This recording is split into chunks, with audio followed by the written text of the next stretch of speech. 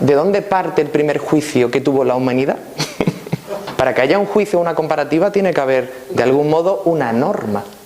Si no hay un baremo de catalogación de lo correcto o lo incorrecto, lo bueno o lo malo, o lo válido y lo inválido, no podría. Pero ¿quién crea esa norma? Nuestra mente intelectual. ¿Vale? Con esto no estamos diciendo que toda norma sea buena o mala, ¿vale? Sino que la norma está creada generalmente por miedo a que ocurra, a que pase algo o no. Eso no significa que haya normas que podamos respetar y acatar, ¿vale? Siempre y cuando no tiene por qué interferir lo que es mi expresión de ser como persona, ¿vale?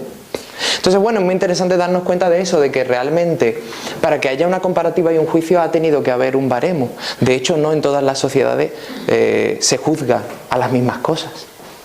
Hay sociedades donde se juzgan pues, a las mujeres que no llevan pañuelos. Aquí no hay ese problema. Pero en otras sociedades se juzgan otro tipo de cosas, o mejor dicho, aquí se juzgan también otro tipo de cosas que en otras sociedades ni existen. Incluso el juicio de que no tengas el último iPhone, porque eso es un juicio. ¿Vale?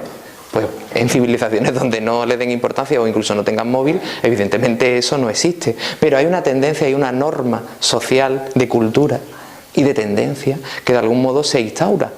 Y es interesante que nos demos cuenta de que toda tendencia, toda norma, realmente quien lo crea son las incomprensiones. Porque un miedo te hace creer ser inferior. Y para sentirte aliviado en esa inferioridad, está bien compararte y sentirte que eres superior a alguien, ¿vale?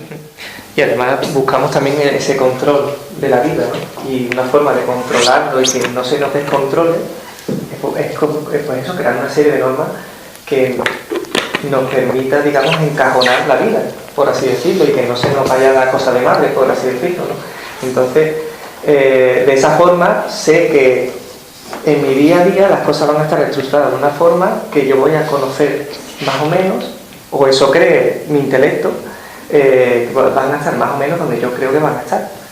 De esa forma, pues no me va a coger nada nunca por sorpresa, aunque después la realidad supera lógicamente a esas normas, ¿no? ¿Vale? Y después, bueno, la comparativa que hemos dicho antes también es interesante. En el momento que mi día a día se basa en compararme si me va bien o no, si soy feliz o no, eso es una comparativa. Ya simplemente el preguntarme, ¿soy feliz? Me estoy comparando con los que yo creo que son felices. ¿Y quiénes son felices? ¿Los que yo veo sonreír? ¿Cuántos de vosotros no habéis sonreído y por dentro no tenéis ninguna gana de hacerlo? Realmente la felicidad como tal, siempre nos gusta decir que no es un objetivo a alcanzar, forma parte de lo que es nuestra expresión de ser. El problema es que no nos damos cuenta de que la felicidad ya la tenemos. Creemos que necesitamos de lo externo para ser felices, sin darnos cuenta de que la felicidad no es sentirme eufórico, ni pletórico. Ni tener una serie de cosas. Exactamente. Ni vivir la vida de una forma concreta. Ni catalogar la felicidad, porque ahora se tiende a catalogar la felicidad, ¿no? Y decir, es que para ser feliz necesito tener esto, esto, esto y esto. Y se hace desde el tener, cuando la felicidad no está en el tener. El tener puede ser una consecuencia del ser yo. Y se pueden tener una serie de cosas, nadie está diciendo lo contrario. Pero que no base yo mi felicidad en ese tener. Porque si tengo que esperar a tener para poder ser feliz, siempre al final voy a tener que tener algo.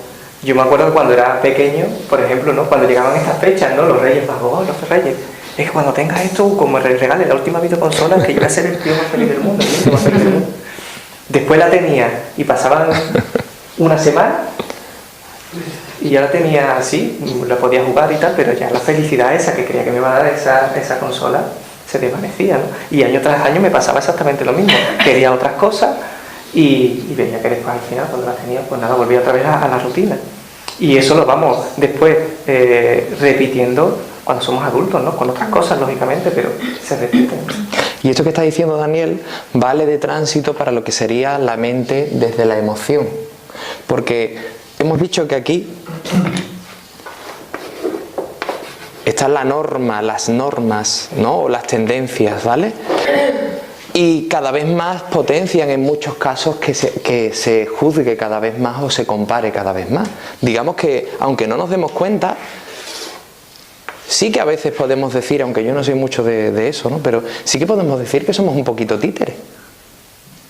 Porque somos un poco títeres, porque sí es cierto que las normas y las tendencias normalmente en nuestra vida dejamos que nos influyan. Y no somos nosotros los que simplemente nos permitimos ser y expresar lo que somos, sino que nos dejamos que los demás nos digan cómo tenemos que ser, cómo tenemos que hacer las cosas y qué cosas son las correctas o incorrectas y qué cosas son las que tenemos que tener para tener la felicidad. ¡Ole! ¡Qué hipocresía!, ¿no?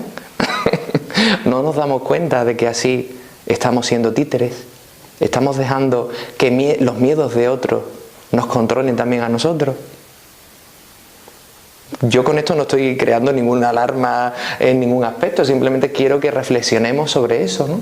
Sobre el cómo realmente las tendencias y las normas nos influyen, pero cuidado, que nosotros también marcamos en nuestro día a día nuestras propias normas y tendencias e intentamos después volcarlas hacia los demás. No hablamos solo de lo externo a nosotros, sino que nosotros mismos en nuestro día a día, en nuestro microuniverso, continuamente estamos intentando crear una tendencia o unas normas según mi creencia de lo que es ser, hacer o tener las cosas bien, mal, etcétera, etcétera. Y eso también muchas veces hace, en mi caso, también que reflexione, ¿no? Porque nos marcamos objetivos tremendamente enormes, ¿no? De lo que debería ser el mundo, incluso, ¿no? Y decimos, es que el mundo tiene que ser un lugar mejor, tiene que haber paz, tiene que haber armonía y tenemos que erradicar el hambre en el mundo, ¿no? Nos marcamos objetivos súper grandes, ¿no? Y pensamos que si el mundo no está así, no vamos a ser felices, sin darnos cuenta de que nuestro microuniverso, como dice Miguel Ángel, está totalmente descompensado y queremos marcarnos esos objetivos tan grandes cuando ni siquiera nuestro propio microuniverso está todavía en armonía. Claro, importante, armonía. Porque si yo empiezo a darme cuenta y a ser consciente de esto, y lo que hago es enfrentarme a eso, si hay una guerra y yo me doy cuenta de que estoy en el bando contrario, estoy fomentando la guerra. ¿O no? Entonces lo interesante no es meterme en una guerra, es darme cuenta de que estoy en una guerra sin darme cuenta y que la guerra se ha provocado por una incomprensión que se ha iniciado en el pasado. Cuando soy consciente de esa guerra que internamente tengo y que externamente se expresa en todas las situaciones de mi vida, ahí tengo dos opciones. O quiero participar de la guerra, por lo tanto, yo veré, ¿no? Pero seguiré potenciando el tener que enfrentarme a unos aspectos concretos y juzgaré y compararé y determinaré qué es lo correcto, lo bueno y lo malo. Y al final en esa guerra me puedo perder, porque cada vez más me dejaré influir por las tendencias o las normas, que no es lo que de forma innata brota de mí.